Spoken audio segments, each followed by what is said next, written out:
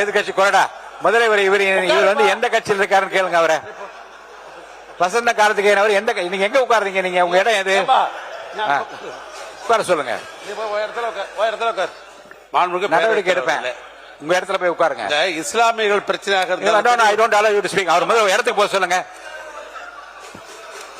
மாண்புமிகு பேரவைத் தலைவர்களே, இஸ்லாமிய பிரச்சனை என்பது தமிழ்நாட்டை பொறுத்தளவுக்கு ஒரு சென்சிட்டிவான பிரச்சனை. அது அனைவரும் அறிந்த ஒன்று. இது சிறுபான்மை சமுதாயம் சம்பந்தப்பட்ட ஒரு பிரச்சனை. நம்முடைய பேசுகிற மதுரை சட்டமன்ற உறுப்பினர் தங்களுடைய தலைவர்கள் இஸ்லாமியர்களுக்கு என்னென்னலாம் செய்திருக்கிறார்கள், எவ்வளவு அரணாக இருந்திருக்கார் என்று அவர் பெருமைப்படுத்துவதில் எங்களுக்கு ஒன்றும் மாற்று கருத்தல்ல. ஏன்னா அந்தந்த கட்சி தலைவர் அப்படிதான் பெருமைப்படுத்துவார்கள். அதையும் எனக்கு மாற்றல. ஆனால் போகிற போக்கில் அனைத்தும் முஸ்லிம்களுக்கு பாதுகாப்பாக இருந்து அவர்கள் சொன்ன வேண்டுகோளை எல்லாம் செய்த ஒரு இயக்கம் திராவிட முன்னேற்ற கழகம். அதோட மாற்று கருத்தில் அதுக்கு விட்னஸே அந்த இஸ்லாமிய தலைவர் இங்கே சொல்லிட்டாங்க. பேராசிரியர் சரி, நம்முடைய அன்சாரியும் சரி, அதே போன்று நம்முடைய இவரும் சொல்லிட்டாங்க. உட்காருங்க உட்காருங்க. அப்படி இருக்கிற உட்காருங்க, நீ உட்காருங்க. இடத்துக்கு போங்க.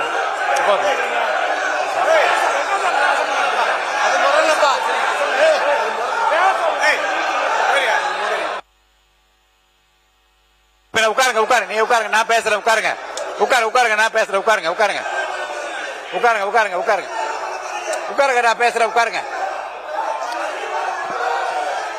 ஏனுங்க மாணவர் உட்காருங்க. நீங்க உட்காருங்க உட்காருங்க உட்காருங்க உட்காருங்க உட்காருங்க உட்காருங்க உட்காருங்க. என்ன இருங்க இருங்க இருங்க. உட்காருங்க உட்காருங்க உட்காருங்க உட்காருங்க. எல்லாம் உட்காருங்க, எல்லாம் உட்காருங்க உட்காருங்க உட்காருங்க. முதல்ல மாணவ பள்ளிக்கல்வித்துறை அமைச்சர், நீங்க இது ஒரு உங்களுக்கு எல்லாரும் உட்காருங்க. ஒரு நொடி உட்காருங்க. உட்காருங்க, அமைதியா இருக்கு. மாணவ பள்ளிக்கல்வித்துறை அமைச்சர் முடிங்க. இல்ல முத விஷயம், அந்த சப்ஜெக்ட் போறதுக்கு முன்னாடி ரொம்ப நாளாவே என்னன்னா, இது நாம ஏத்துக்கொள்ளவே கூடாது. அது கொரோனாலாம் யோசிக்கணும். இப்ப என்ன நடந்தது, கேமரால காட்டினாங்களா தெரியல. அவரு மாண்புமிகு சட்டமன்ற உறுப்பினர் தான் இடத்தை விட்டு வசந்தம் கார்த்திகேயன் அடிக்கிறதுக்கு பாஞ்சு வந்து ஏவா வேலைன்னா கட்டி பிடிச்சு அணை கட்டி தடுக்கிறார். மதிப்பிற்குரிய பூண்டி கலைவாணன் அங்க இருந்து நடு இடத்துல வந்து அடிக்கிறதுக்கு வராரு. இந்த உருட்டல் மிரட்டல்களாம் மதிப்பிடக்கூடிய கட்சி தமிழக வெற்றி கழகம் அல்ல.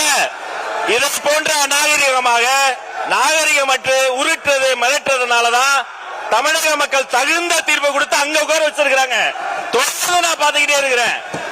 இந்த வேலை எங்க கிட்ட நடக்காது. ஒண்ணு, சபாநாயகருக்கு ஒரு மதிப்பு இருக்கு, சபாநாயகருக்கு ஒரு கண்ணியம் இருக்கு. அவர் எழுந்தா அனைவரும் அமரணும். இப்பவும் இதேதான், இப்பவும் அதேதான். உட்காருங்க, உட்கார்ந்து பேசுங்க. உட்காருங்க, உட்கார்ந்து பேசுங்க. அவர் சபாநாயகர் ஒரு கண்ணியமிக்க பதவி, கொரோனா ஒரு முக்கியமான பதவி. இப்பவும் பாருங்க, எழுந்து நின்று உரிமையில பேசுவது, இதெல்லாம் நாகரிகம் கிடையாது. இதெல்லாம் கத்துக் கொடுத்தாங்களா அவங்க தலைவர்கள்? ஒண்ணு.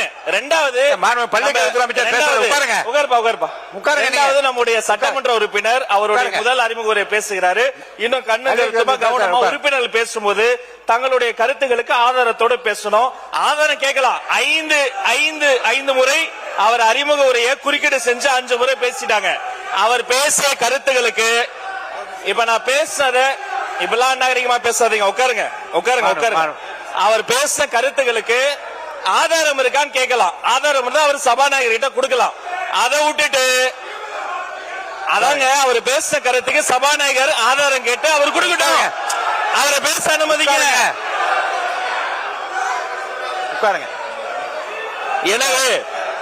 எனவே மாண்புமிகு சபாநாயகர் மூலமா நான் தெரிவித்துக் கொள்வது என்னன்னா, தயவு செய்து அரசியல் கட்சியில் இருக்கக்கூடிய அனைத்து கட்சி உறுப்பினர்கள் சபை மாண்பை முதல்ல காப்பாற்றணும். ஒரு மூத்த உறுப்பினர் ஏன்சாலே எல்லாரும் உட்கார்ந்துடுறோம்.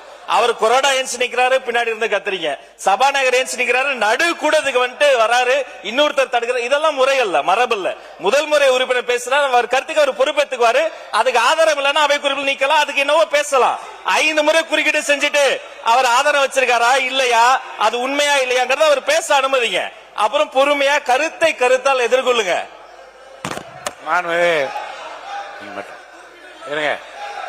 உட்காருங்க உட்காருங்க உட்காருங்க.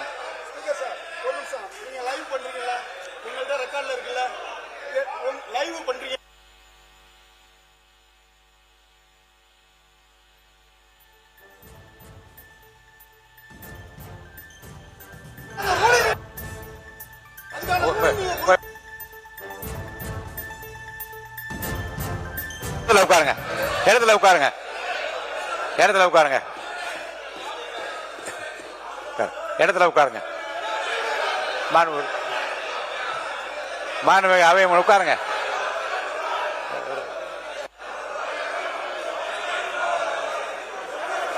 மாண்பு உறுப்பினர் உட்காருங்க. பேசு. மாண்புமிகு அவை முன்னவர், மாண்புமிகு பேரவைத் தலைவர் அவர்களே, உட்காருங்க. நீங்க எல்லாம் உட்காருங்க, தயவுசெய்து உட்காருங்க. எல்லாம் மாண்புமிகு பேரவைத் தலைவர் அவர்களே, உட்காருங்க. இதற்கு ஒரு முற்றுப்புள்ளி வைத்து அவை உறுப்பினர் பேசியது தவறாக இருப்பேனால் அதை நீங்கள் கண்டிப்பா உறுதியா நீக்குவேன். அவை முன்னவர் அவர்கள் அதற்கான நடவடிக்கை மேற்கொள்ளும். நீங்க பேசுறீங்களா? மாண்பு உறுப்பினர் கோவி செழியன் அவர்கள்.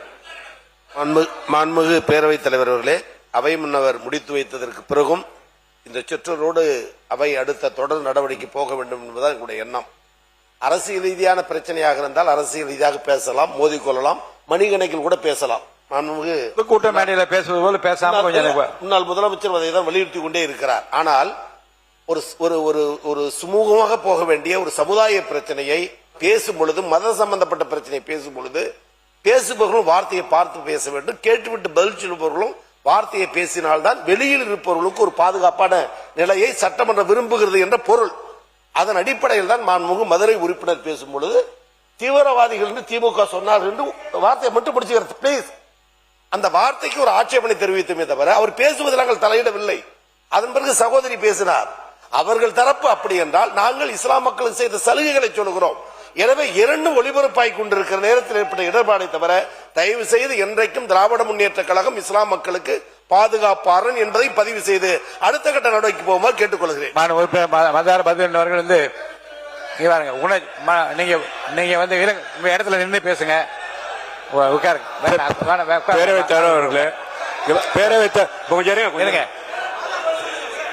பேரவைத் தலைவர் அவர்களே, பேரவைத் தலைவர் அவர்களே, பேரவைத் தலைவர் அவர்களே, பேரவைத் தலைவர் அவர்களே,